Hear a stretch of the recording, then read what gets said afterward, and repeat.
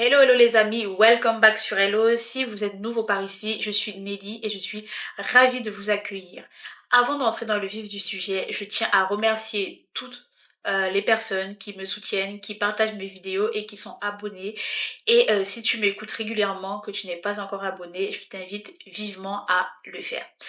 Aujourd'hui, j'aimerais partager 10 qualités avec toi qui vont te propulser, qui vont t'aider à atteindre les résultats que tu souhaites atteindre, qui vont te permettre de réussir, peu importe les obstacles.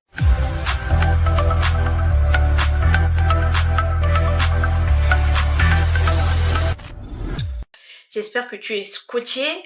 Si tu le veux bien, je vais t'inviter à avoir un bloc-notes, d'accord? Le bloc-notes et le stylo, comme ça tu vas prendre ce qui te plaît et ce qui ne te plaît pas, tu laisseras. Ce n'est qu'une suggestion, d'accord? Donc, la première qualité pour atteindre tout ce que tu veux atteindre, ça va être la discipline, ok? La discipline. Tu sais que peu importe ce que tu veux faire, peu importe ton talent, peu importe comment tu es intelligent, mais si tu n'es pas discipliné, tu n'iras nulle part. Tu n'auras aucun résultat. Moi, c'est ce que j'ai compris. Et j'aime souvent prendre l'exemple de la perte de poids parce que c'est quelque chose qui me touche. À un moment donné, je n'étais plus à l'aise dans mon corps et j'ai voulu perdre du poids. Au début, je me suis dit, bon, voilà, je vais faire des petites diètes par-ci par-là, mais ça ne fonctionnait jamais. Et après, j'ai fait appel à une professionnelle et c'est là que j'ai compris la place de la discipline. Qu'il pleuve, qu'il neige, qu'il vente, j'allais faire ce qu'il fallait faire. Si dans mon programme, je devais aller courir, j'étais dehors. S'il fallait que je mange certains aliments, puisque ceux qui me connaissent savent que je suis allergique aux fruits et aux légumes, bon, plus aux légumes, je les mangeais. Avec ou sans sel, je mangeais seulement, je ne posais pas de questions. C'est ça la discipline. Je fais quand il faut faire. D'accord? Donc ça, c'est la première qualité pour arriver où tu veux arriver. Ensuite, ça va être la persévérance.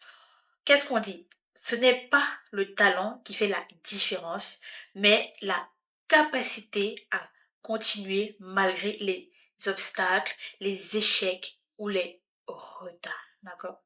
Et c'est ce que j'ai compris. Il faut être persévérant dans la vie. C'est ça qui va faire la différence. Ok?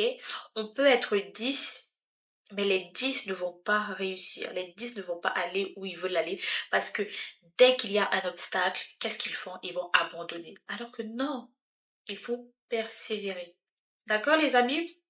Ensuite, la troisième clé pour réussir, ok, c'est la confiance en soi. Première chose qu'il faut savoir, c'est que on ne naît pas avec la confiance en soi. Si quelqu'un vous dit que moi, depuis toujours, je suis né comme ça, c'est faux. On ne naît pas avec la confiance en soi, mais c'est vrai qu'il y a des personnes qui ont qui sont pour qui c'est un peu plus simple. Mais pour acquérir la confiance en soi, il faut faire.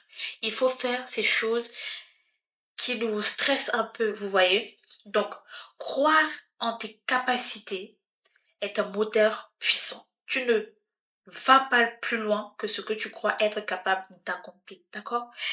Aie confiance en toi. Si aujourd'hui j'ai envie de faire telle et telle chose, je me dis, je suis capable de le faire et je vais le faire. Peu importe ce qu'il y a, je vais le faire. Et si peut-être il y a quelque chose qui me fait peur ou qui me stresse, c'est même là encore que je vais plus aller le faire. J'aurais peur, donc quand j'ai peur là, je sais que je dois quand même faire attention parce que je sors de ma zone de confort, mais je vais faire. Et ce que tu vas constater, c'est que plus tu vas faire et plus tu auras confiance. Ensuite, l'autre clé pour arriver où tu veux arriver, ça va être la résilience. C'est une qualité tellement importante, la résilience, parce que dans la vie, tout ne se passe pas toujours comme on veut. Il y a des jours où, des fois, vous aurez l'impression que le ciel vous tombe sur la tête. Ok, on accueille cela, d'accord, mais on ne laisse pas ça nous garder à terre, d'accord. Donc, il faut rebondir après la chute, ok. Et ce qu'il faut comprendre, c'est que chaque échec est une leçon. Moi, personnellement, c'est comme ça depuis quelques années, c'est comme ça que je vois les choses. Chaque échec est une leçon. Pour apprendre, il faut forcément échouer. D'accord? C'est quand on échoue qu'on se dit que là, j'aurais pu faire comme ça, comme ça, comme ça. D'accord, les amis? Ensuite, la clarté. La cinquième clé pour réussir tout ce que tu veux entreprendre, c'est la clarté. Il faut que tu saches exactement où tu veux aller. Qu'est-ce que tu veux? Où est-ce que tu veux aller? Et pourquoi tu y vas? D'accord? Pourquoi est-ce que j'ai envie d'atteindre le niveau que j'ai envie d'atteindre? Si tu veux juste atteindre un certain niveau pour atteindre, ça va être compliqué. Par exemple, l'exemple que j'entends souvent, je vais être riche, je vais être millionnaire. Mais pourquoi en fait? Pourquoi est-ce que tu veux être millionnaire? Pourquoi est-ce que le créateur devrait te donner cette chose en fait? Ok, donc la clarté.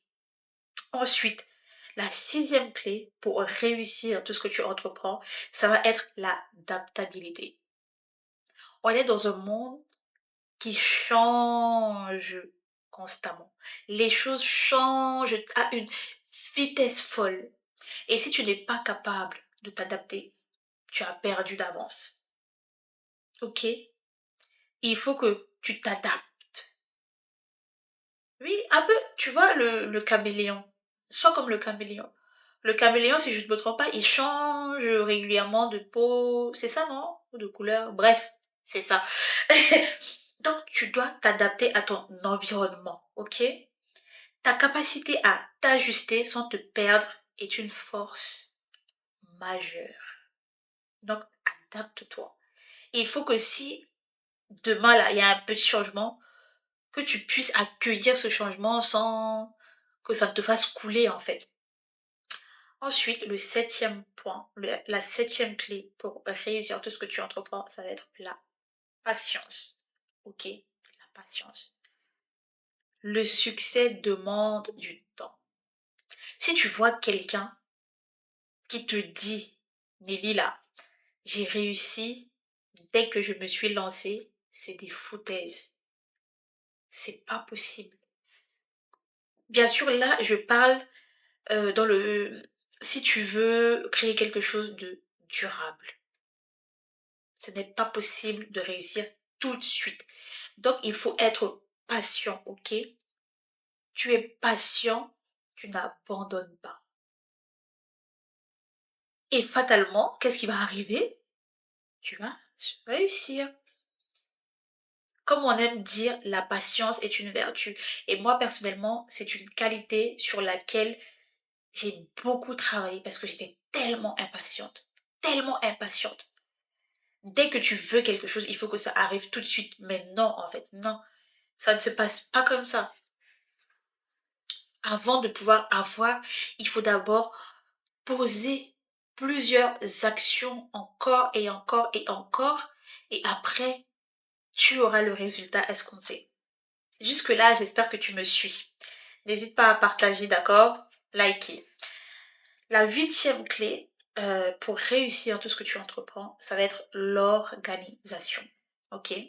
Il faut que tu aies un plan précis. En fait, ça rejoint un peu la clarté. Tu dois avoir un plan précis, d'accord? Tu dois structurer tes idées. Il ne faut pas que tu ailles dans tous les sens, en fait. D'accord? Il ne faut pas aller dans tous les sens. Et ce que je peux rajouter, c'est que ton esprit doit être calme, ok? Bien posé, organisé. Parce que j'ai constaté que ce qu'on voit à l'extérieur est souvent le reflet de ce qu'on est à l'intérieur. Donc si à l'intérieur de toi, c'est le chaos, c'est le désordre, c'est tout ce que tu veux, fatalement dehors, ce sera pareil. Dans ce que tu veux construire, ce sera pareil. D'accord? Donc, l'organisation. Reste organisé. Ensuite, la neuvième clé pour réussir ce que tu veux entreprendre, ça va être l'humilité. Comme on dit, l'humilité précède la gloire. Il faut apprendre à te remettre en question. D'accord? Apprends à te remettre en question. Apprends à écouter aussi les autres et apprendre. les bonnes choses qui arrivent. D'accord? Parfois, il y a certaines personnes qui estiment qu'elles savent tout, elles ont tout vu, elles ont tout vécu, mais quand on a un objectif ou on a envie de faire quelque chose de bien de sa vie, on a envie de réussir, à un moment donné, on met son ego de côté et on se dit, voilà, ici, là, bof, je suis pas très, je suis pas très bon là-dedans, je vais aller apprendre chez quelqu'un qui est bon là-dedans, ou je vais accepter les critiques des personnes parce que c'est ça qui va te faire évoluer. C'est bien si on te dit que waouh, bravo, chapeau pour tout ce que tu fais et tout. C'est bien, ça va flatter ton ego, mais c'est pas ça qui va te faire avancer. C'est plutôt les critiques constructives qui vont te faire avancer. D'accord? Et le 10e point, ça va être la passion. Il faut que le feu là, qui est à l'intérieur de toi, ne s'éteigne jamais. Parce que c'est ça qui te porte, d'accord? C'est ce qui te porte. Et si ce feu s'éteint, ça va être compliqué. Tu vas, tu vas finir par abandonner alors que si tu as cette envie de réussir, si tu as eu ce projet, ce n'est pas pour rien. D'accord? Donc, il faut que tu, tu alimentes toujours ce feu. Et il faut que tu restes concentré. D'accord? Il faut rester concentré, il faut rester focus. Parce que tout le monde n'a pas forcément la même vision des choses que toi, n'a pas la même ambition que toi. Donc, reste focus, ok? Voilà ce que j'avais à partager avec toi aujourd'hui. Dis-moi dans les commentaires ce que tu en penses. Est-ce que ça te parle? Est-ce qu'il y a des clés que tu mets déjà en pratique? Et je te dis à très bientôt. Si tu n'es pas abonné, abonne-toi. Ciao, ciao.